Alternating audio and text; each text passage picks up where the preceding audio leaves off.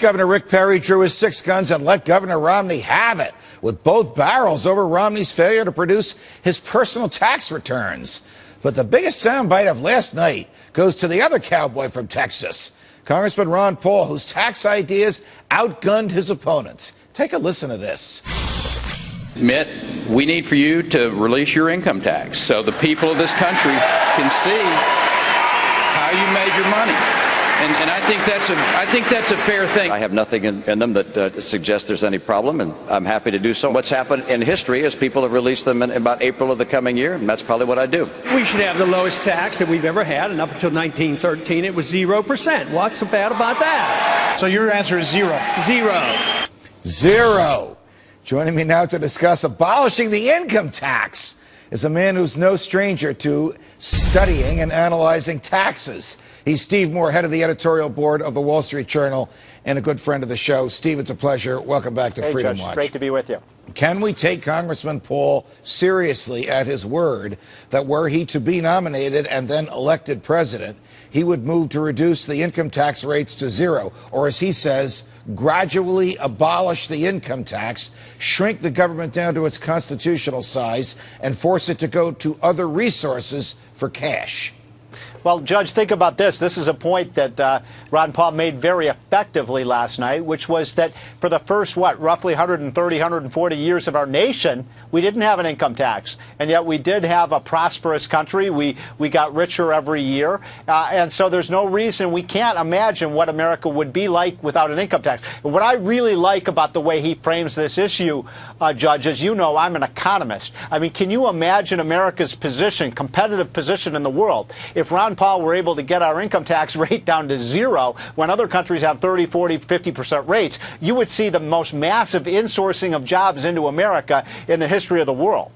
And everyone's wealth would increase as a result of that prosperity generated without the heavy hand of government. That's right. Now, you asked me the question, Judge, could he do it? Could we actually reduce government spending enough to eliminate the $1 trillion or so we raise each year for an income tax? That's a pretty heavy lift. I've been in this town for 27 years. It's hard enough to cut $100 billion out of the budget, let alone $1 trillion. But look, if Ron Paul were elected president, I believe he would have the moral authority and the mandate from voters to do this. To what do you attribute his popularity among young people, and to what do you attribute his remarkable popularity amongst active duty military, from whom he receives more political contributions than the other Republican candidates and the president?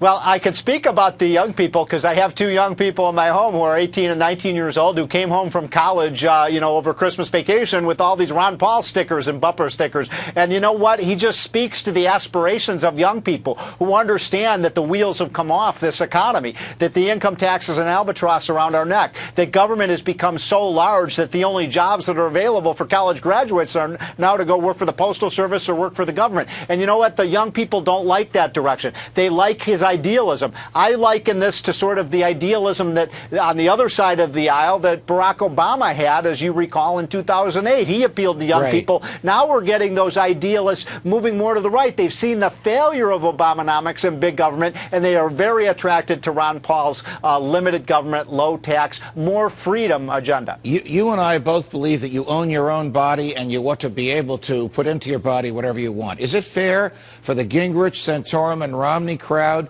to disparage Ron Paul's young supporters, saying, the only thing they want is legalization of marijuana? That's the only thing they care about.